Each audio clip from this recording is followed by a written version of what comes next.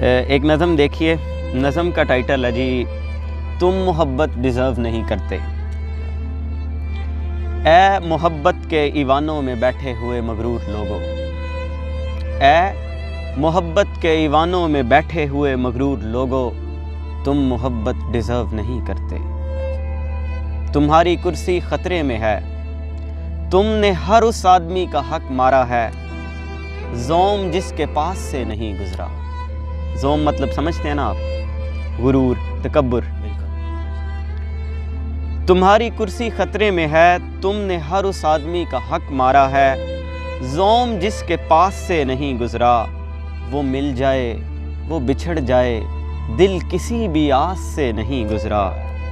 और सुनो, ये समंदर तुम्हें डिबो देगा, सुनो ये समंदर तुम्हें डिबो देगा, सुनो ये समंदर प्यास से नहीं गुज़रा।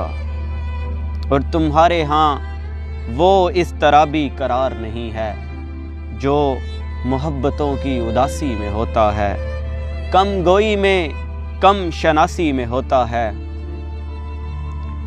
अपनी अनाओं की वजह से, अपनी अनाओं की वजह से तुम्हारी कहानी के सभी किरदार, अपनी अनाओं की वजह से तुम्हारी कहानी के सभी किरदार, कहानी ख़त्म होने से पहले मर जाते हैं। यार कमाल कमाल मुकर्रर।